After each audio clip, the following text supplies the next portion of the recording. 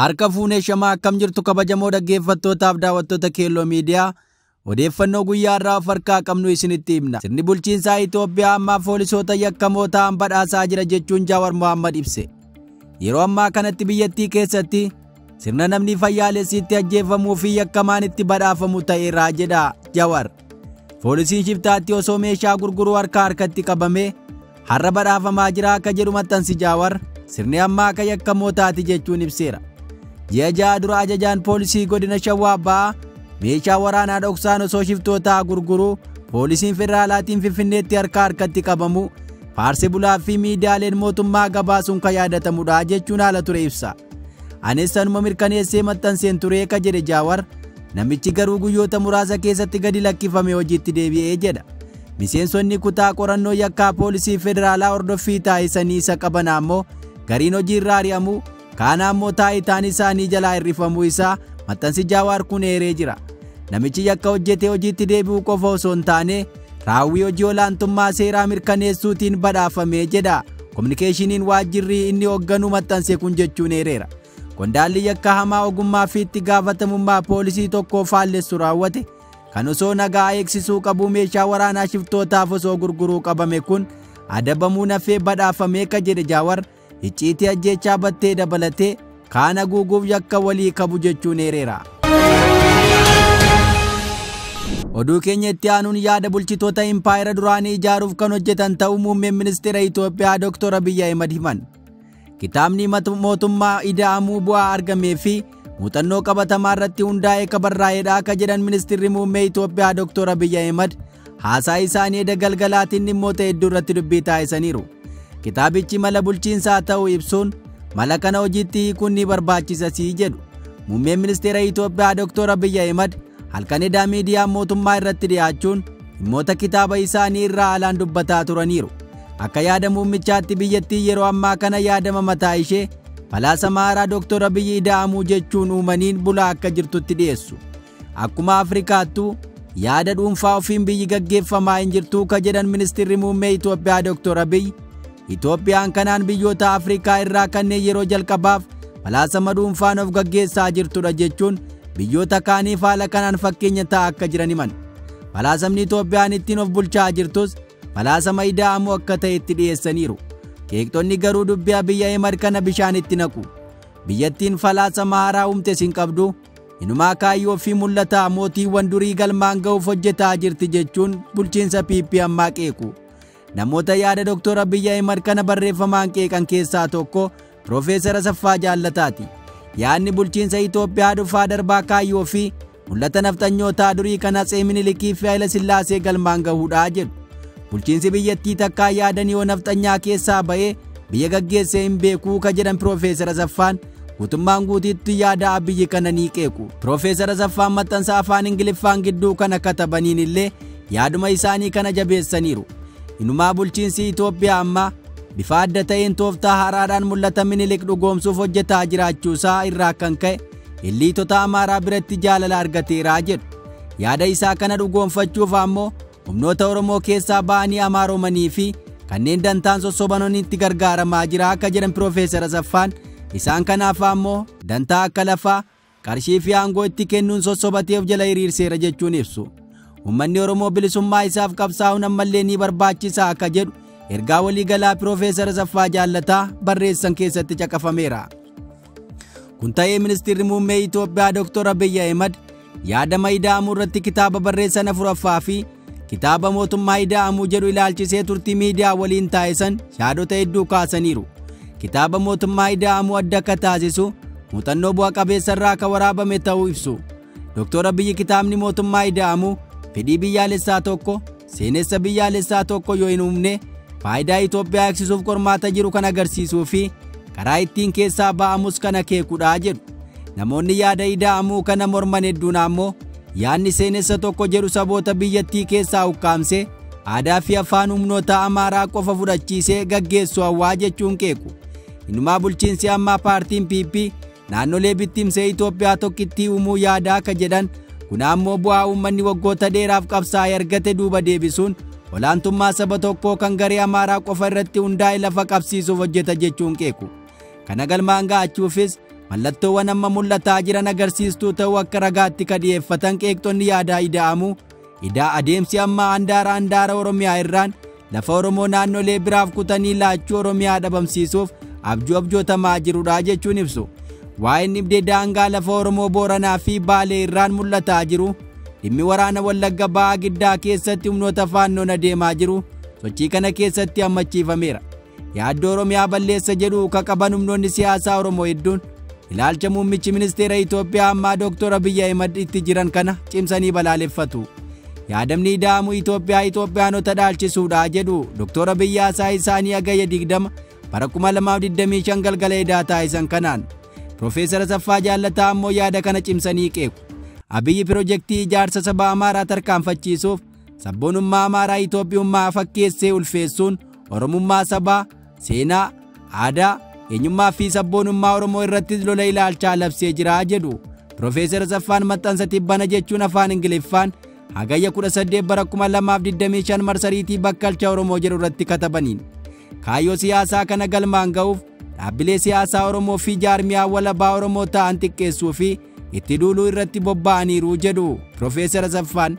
Hooggantoota sabboontota Oromoo mana hidhaatti hidhuun alatti humni waraanaa fi tika isaa Muddee 1 bara 2021 abbaa gadaa dabalatee hooggantoota gadaa Oromoo Karrayyuu 14 ajjeese sobaan waraana bilisummaa Oromoo kumateeraa ka jedhan Profeesar Asaffaan yaada Itoophiyaa jedhu keessatti ilaalcha Amaaraa tarkaanfachiisuuf hojjeta jechuun qeequ. Dr. Abiy ammoo ammasitti fufanii kitaaba isaanii falaasama ka jedhan kan maqaan ida'amuu mogga'eef maxxansa 4ffaa uummataan qaqqabsiisuu turtii edda galgala miidiyaa waliin taasisaniin himan. Kitaabni mootummaa ida'amuu bu'aa argamee fi muuxannoo qabatamaa irratti hundaa'ee ka barraa'e ta'uu kan himan gaggeessaan biyyattii kun kitaaba kana adda ka taasisu muuxannoo bu'a qabeessarraa akka waraabamedha jedhu. Kitaabni mootummaa ida'amuu fedhii biyyaalessaa tokko seenessa biyyaalessaa tokko yoo hin uumne faayidaa Itoophiyaa eegsisuuf qormaata jiru agarsiisa, karaa ittiin keessaa ba'amus kan agarsiisu ta'uu dubbatu.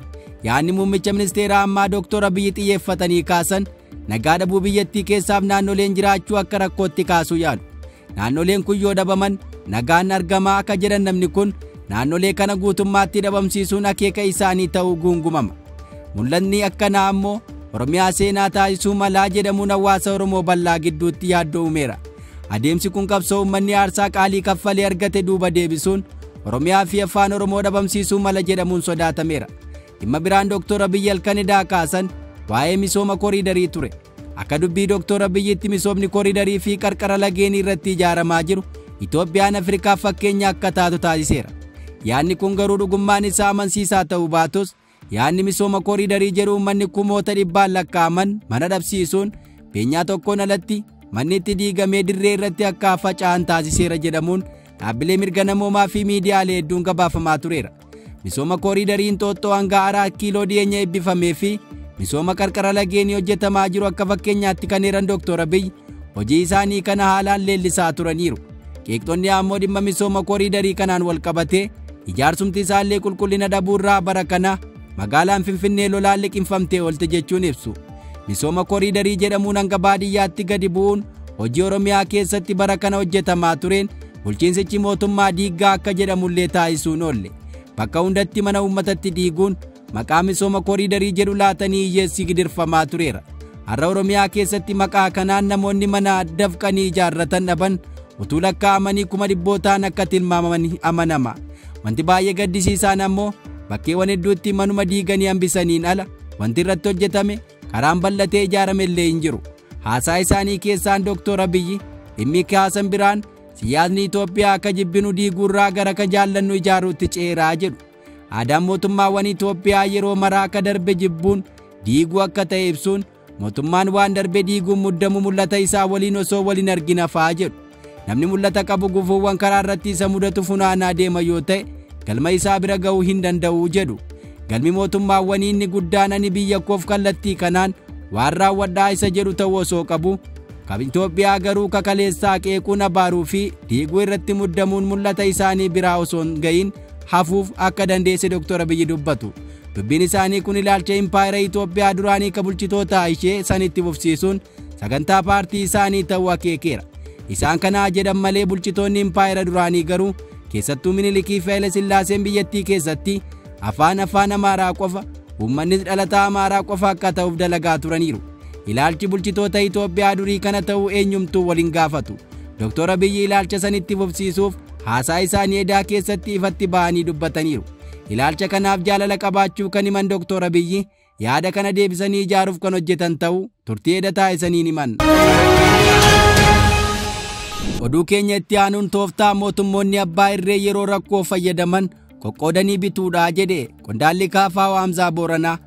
Seenaa keessatti sirnoota abbaa irree yeroo rakkoo siyaasaa, dinagdee yookaas hawaasummaa isaa mudatu amala wal fakkaatu agarsiisuu ka jedhu Hamzaan, hundee rakkinaa kan akka walqixxummaa dhabuu, bulchiinsa gaarii hin taane yookaas misooma dhabuu abbootii irree yeroo baay'ee umurii isaanii dheereffachuuf gara yaada namaa hiruu fi qoqqoodinsaatti tooftaa fayyadamuun umurii dheereffatu jedheera.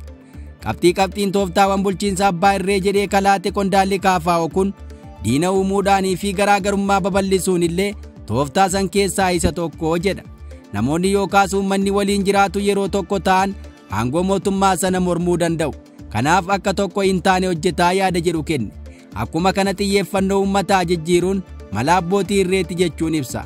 Mootummaan yeroo rakkinaa dinagdee, wabii nyaataa dhabuu yookaas uummanni mootummaa biyya bulchuu irraa itti quufinsa dhabuuf abdii muratu, hooggantoonni mootummaa abbaa irree yeroo baay'ee rakkoo haaraa uummata gidduutti kakaasu. Yeroo kana xiyyeeffannaan uummataa hanqina bulchiinsa gaarii, qaala'insa jireenyaa yookaas malaammaltummaa irratti xiyyeeffachuu dhiisee jeequmsa gidduu uummataatti uumame irratti ittisuu yookaas jeequmsaaf deebii kennuu irratti fuulleffataa jedha. Barreeffama fuula miidiyaa dhuunfaa isaan katabe kanaan Hamzaa Booranaa amanamummaa uummataa qormaata keessa galchuun illee maloota kana keessaa isa tokko jedha.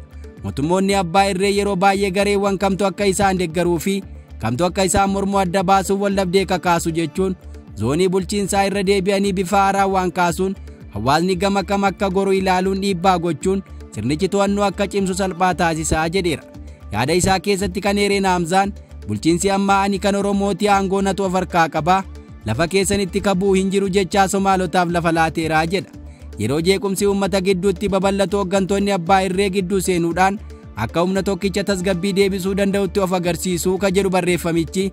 Kan nama ajaa'ibu mootummaan ka'umsa tasgabbii dhabuu kanaaf ka boba'aa ta'e sun isa ta'e osoo jiruu sana booda haala jirutti fayyadamee aangoo guddaa ka mootummaa giddu galeessaa gochuun naannolee addaan qooduun waraana biyyaalessaa cimaa ta'e bobbaasuunii fi uummaticha gidduutti bilisummaawwan jiran daangessuuf sababa ta'aa jedheera.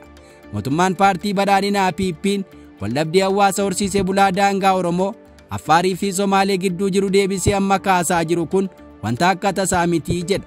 Itoophiyaan yeroo ammaa qorumsa dinagdee, siyaasaa, nageenya gadi fagootu ishee mudataa jira akka jedhu qondaalli KFO kun qormaata kana irraa aanuuf mala gargaaramaa jirti jechuun ibsa.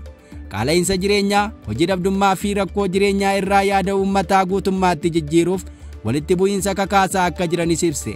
Qabxii kana ibsuuf yeroo kanatti uummata daangaa gubbaa jiru kamuu rakkoon kee maali yoo jetteen dhimma weerara daangaa dubbata malee rakkoo biraa addaan baasee durseetitti himatu tooftaa bulchiinsa abbaa irreetii jedha barruun Hamzaa Booranaa kun.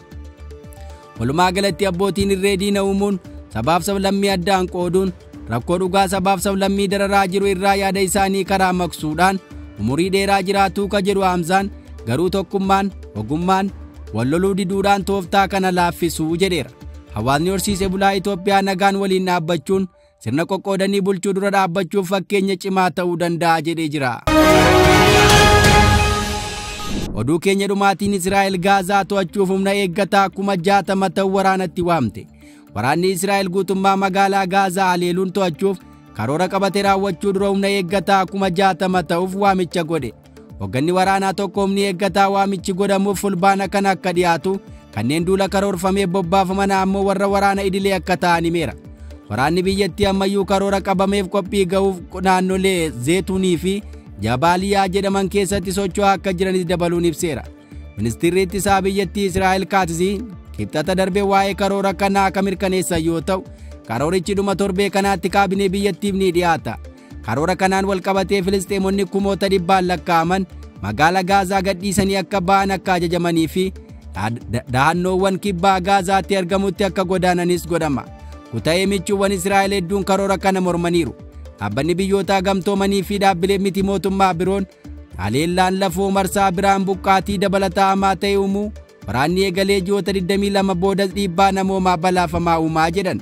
Mootummaan Israa'el haleellaa haaraa guutummaa ulaa Gaazaatti banuuf akka jiru ka beeksise mariin alkallattii Hamaas waliin dhukaasa dhaabuu fi namoota butaman gadhiisuu irratti gaggeeffamaa ture ji'a darbe fashaluusaa booda ture.